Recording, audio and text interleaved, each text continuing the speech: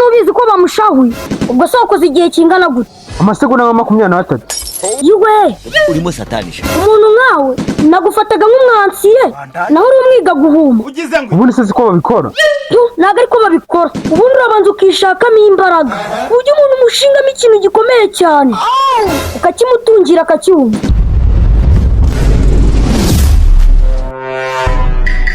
Mabi wumvishe ibintu byabaye kuri Furungu mwana? Furungu ni ibikizi mani. Furungu nuzika juri yafashe amafaranga mu kibina, ndabizi nanjye twabanagamo. Ngakimara kwakira amafaranga rero nyamunga amafaranga yaramushajije ajya kugura indaya.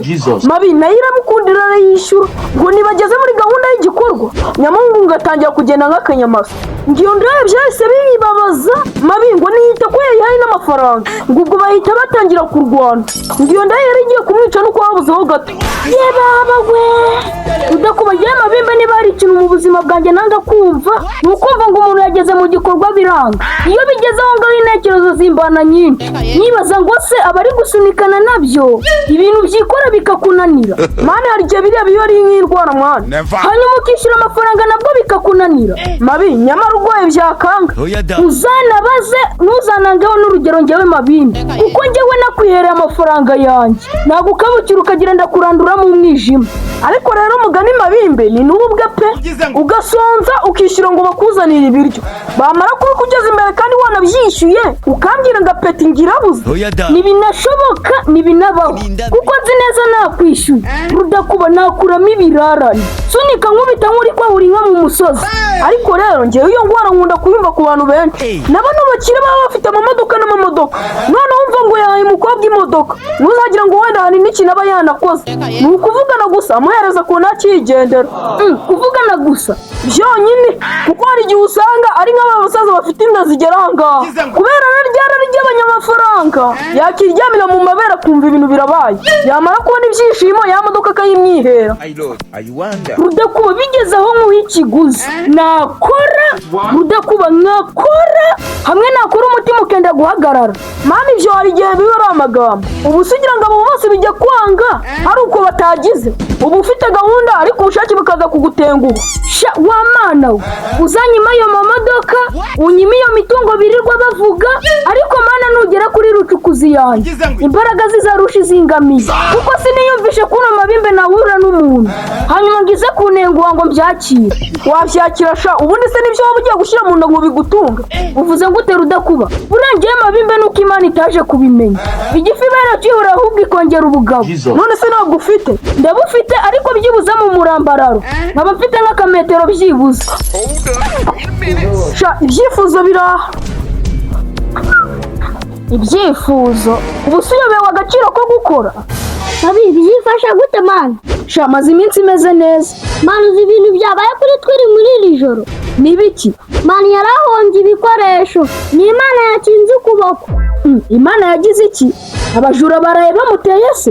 Ashwe nabyo abajura. None si ibyo yarahombye ni ibiki? Mani twiri wogora we yagiye ku isantere gushaka umubiri noneho ngarawubona arawugura. Umubiri? Icyana cyo kwijanja wanyine. Hanyuma mani ngakigejeje mu rugo ngo gufura biramujabuka pe ngigikuverera aragipfubya ngo maze nyamukobwa ngabararakaye ubwo yahise yikacira uremera kwisubiraho cyangwa ntabwo uri bwisubire. Nyamuhungu akomeza kwigira igihwinini nyamukobwa yahise yegura imbugita ngo yatwire ataza kuvuza induru uwo mukobwa yari kuyicyura da. Yesu we mbega umukobwa wababaye yarayikase. Ariko rero njye numvaga ari byo bimukwiye ubundi kuba uri umugore kuki ujya kuzana uwundi mugore. Icyambere uzi neza ko nta kintu ushoboye n'ubugogi ngo ushaka umubiri. Nyine mani ibyo ngibyo bibaho cyane ubundi se kuba wamwishyuye hari ikindi abashaka ngo nta kindi abashaka ariko sha uyobeye ko afite umubiri ngo nta byishimo abashaka nawe uzi ukuntu ziriya gahunda ziba zesitaye. Ariko mu gihe wamwishyuye nabyo kuzana itesinga ari gushaka kugwana nawe. Oya ariko Mabi mwagwanje ariko ibaza nk'urugero ugaha umuntu ishati yawe y'umweru ngo ayigufurire wamara kuza ugasanga yitayemo ibizinga uwo muntu mwakiranuka? Ari ishati yanjye twashwana ngaho imahine rero. Sha nyine birumvikana ariko nyine wamwishyuye yaheza tu kanyigendere. Bita mwakuri kumagarika Salama kuri kwiruka cyane. mani iri kwirukanga cyane ngiye kureba twiri hano ruguru sinzi umuntu umbwiye ngo yahuye n'ibyago ng'ibyago ahubwo se mani uragira ngo biroroshye cyambaye nka data n'ibikize mu ijoro ngo yashopinze ikirangamirwa noneho nyamuhungu ngo bigeze mu gikorwa ngatangira kugenda swata serisa ngo ibyamukoreye ngo azabivuga paka apfuye twirakorera uwo muntu cyangwa uwo muntu ari wakorera twira iyo ndangamirwa njyewe umbwiye ko ubugabo yabukwiyeho da abakoze iperereza bari gukeka ko yanabwokeje yaburiye yesu umwami yo ubu twira tuvuyemo atuva amasate kubura ubugabo se ni ukubura umutima azabaho ntacyo akora ariko azabaho ye baba we byarutwa nkapfa nkavaho pe kubaho naka ni umwaka umwana wa mama ni ukugusha ishyano pe oya sarisa windumbye reka njye kumureba gerayo guraza kumbwira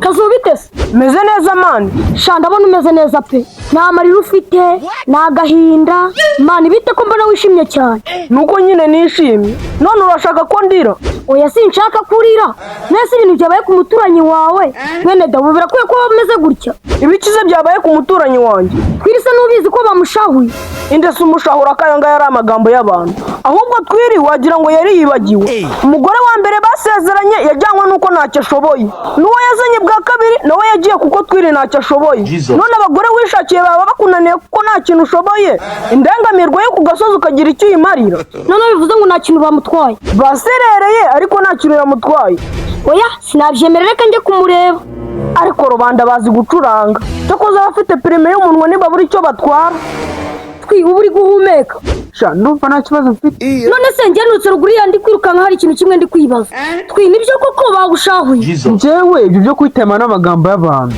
ubwo n'ubujajwe ntabwo ugize abigerageza ahubwo ukuntu byagenze reka njye mbikubwira njyewe natangiye ndakora nk'ibisanzwe bya bintu bimaze kuza ubwo ndarekera ngiye kumva aramfasha ngo urakomeza ukore cyangwa nakomeza gukora ndangije amubwira ko nananiwe nangiye kurira arakomeza namwe ngo ndabikora nibwo natabaje abantu baraza ariko yari yankanze nenda gupfa ahita agufata ngo urakomeza ukore ubwo se wakoze igihe kingana gute amasegonda nka 23 yiwe urimo satanisha umuntu nkawe nagufataga nk'umwansiye naho uri umwiga guhuma ubundi se ko babikora ntabwo ariko babikora ubundi urabanza ukishakamo imbaraga ku buryo umuntu umushingamo ikintu gikomeye cyane ukakimutungira akacyumva noneho akarusho ngo wari wanamwishyuye ni n'amahumbi 30 ibihumbi 30 hanyuma ugakuramo isedikoro sha imboga zibona abana koko sha atarangaruje namenya ko data yabyaye imbwa uraba utageze aho sidiri ukavuga ngo wasunika umuntu agasura